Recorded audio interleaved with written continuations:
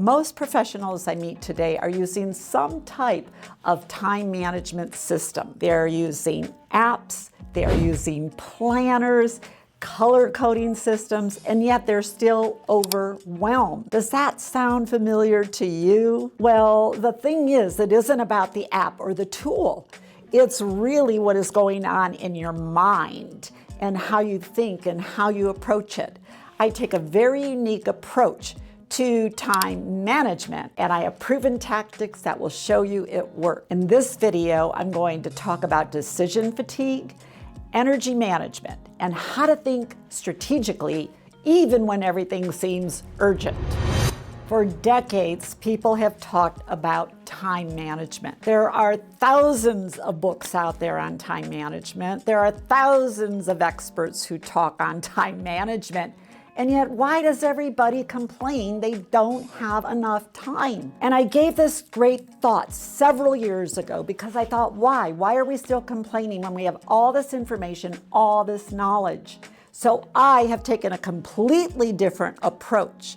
You know, in the old days, I used to do the basic time management tips. I shifted that whole thing and I did research. And what I found out, stop focusing on time management. Be results driven. It's about achieving results. And when you shift that thinking, you stop worrying about just checking off a list. Hurry up, get this done, spit it out. It changes your world. So I want to share with you and go into depth a little bit and talk about it. And this really gets into the mental part of managing. You can have all the apps in the world, you can have all the planners in the world, but if your mind isn't in the right place, it doesn't matter, okay? I want you to hear that loud and clear. This is going to be your big shift. I want to read something. It says, this is from Michael Hammer.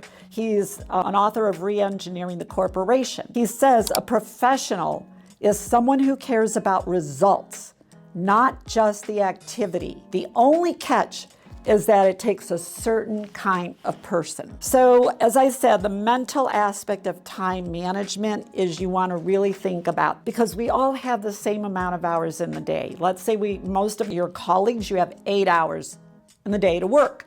Some of you work longer, I know that.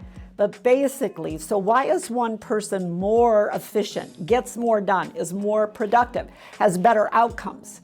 It's because mentally how they're approaching it, and they're focused and they're not multitasking and jumping all over the place. So again, we want to focus on that mental part. Another piece that is important now that we focus on is energy management. Managing our energy is vital, and no one else can do it for us. So what does that have to do with it? It has a lot to do with it. If we don't manage and really feed our mental and physical energy, you cannot output the work. I know myself, on the days when I am peak physical and mental energy, I am just knocking everything out of the park. I am getting my projects done, my tasks done, but I'm doing them with clarity. I'm doing them with focus.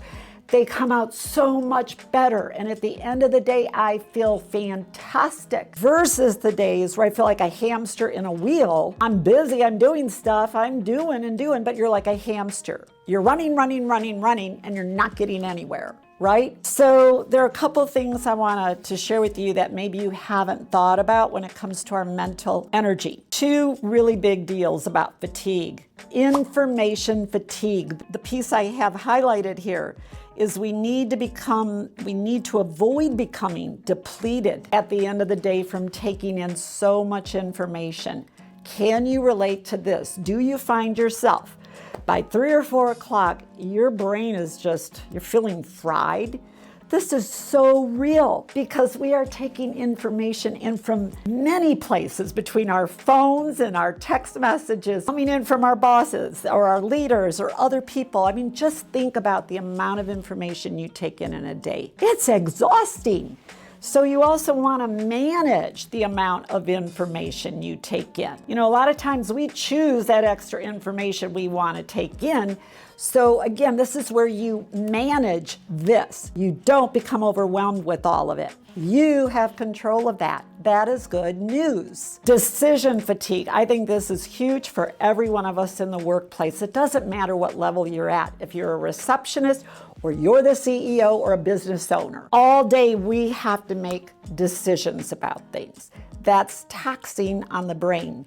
And sometimes we have to make decisions that carry a lot of weight, that really have impact on the business or on financials. It could have impact on how well a big meeting goes, and the success of that meeting. It could have an impact on how valid people think you are, on your credibility. I mean, it's huge. So that's another area.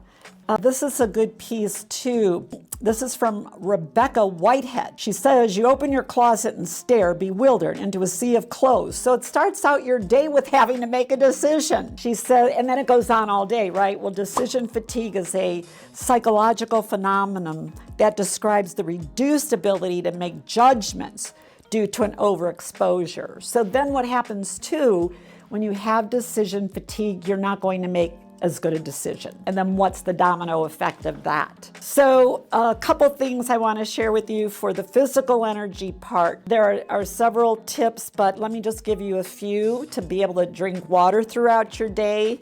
Actually, eating nuts will help you. Get moving. You sit at your desk. Most of us sit all day in front of our computers or in front of our phones. Get up, get moving. Let sunshine in. A couple quick tips. I'm not going to give you all 9. How do you increase your mental energy? Do not turn on your cell phone as soon as you awake. Discuss your executive's preferences and establish processes for things. You can also obviously take breaks from using technology. One more, let's see, dismiss feeling guilty when you cannot respond to every email in one day, which many of us feel that way. This little piece I want to talk about is little, but it's huge.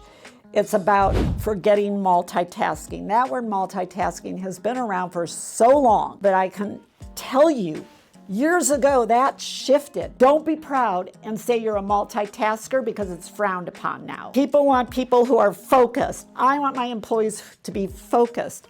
But let me tell you a trick.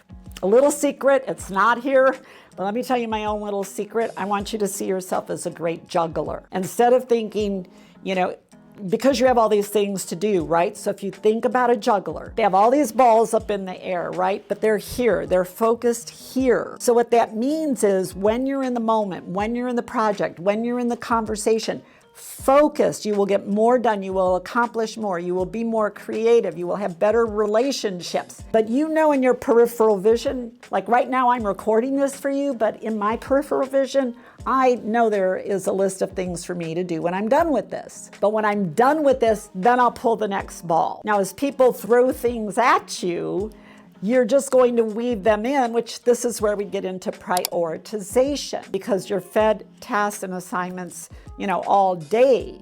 So what do we do then with the prioritizing? And that's a big one for everyone in the workplace, conflicting priorities. Well, first of all, let me talk about the ABC method. Using the ABC, in other words, is something an A priority, meaning for us, that's for me 24 hours. It's got to get done within 24 hours.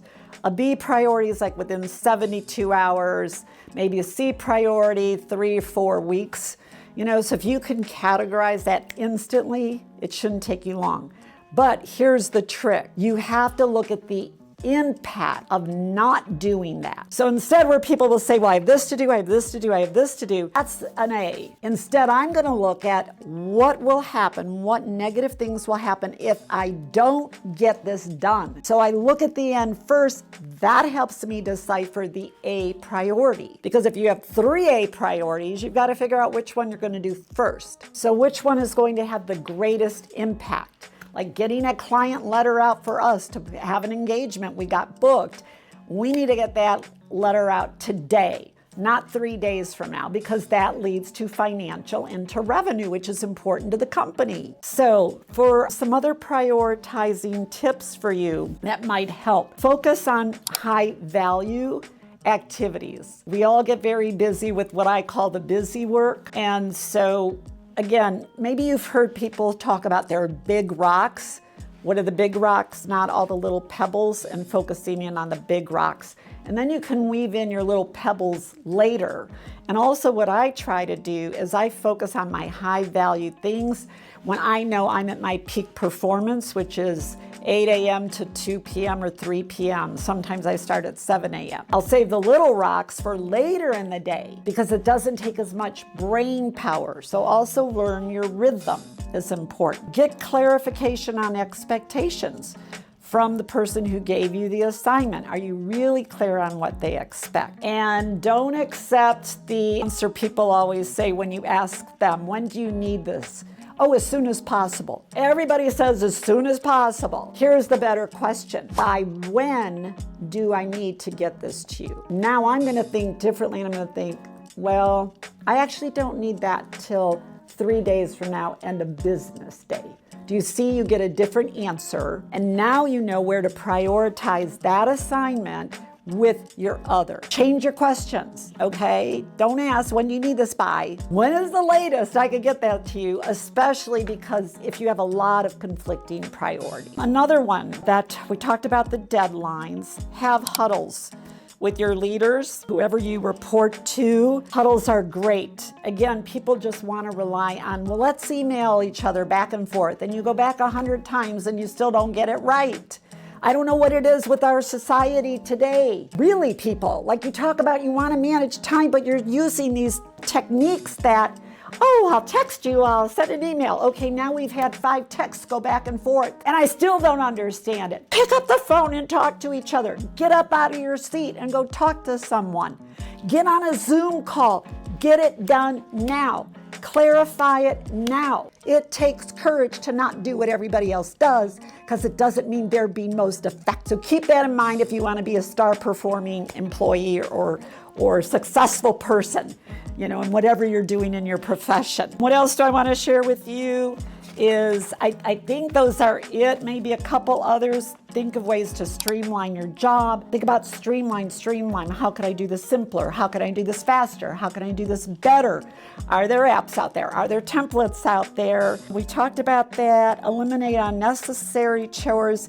And I do like this one. Flexibility leads to control. Because even though we have a to-do list or other tools, we also have to be very flexible and adaptable. I hope you learned something, and trust me, if you apply these, you will see a difference. You will feel better, and you're just going to be so much more effective and happier at the end of your day. These strategies are part of our Star Achievement series by Office Dynamics. This program has been taught in Fortune 500 companies and attended by tens of thousands of office professionals. The program is available virtually, or we can bring that program on site for organizations who want to grow together. If you found this information valuable, I encourage you to watch the rest of the videos. They build on each other. This is a strategic training program, and you will learn so many tools that you can apply in today's workplace. They are real, they are proven techniques, and they are actual techniques that people have lived and seen the benefits from. Thank you for watching.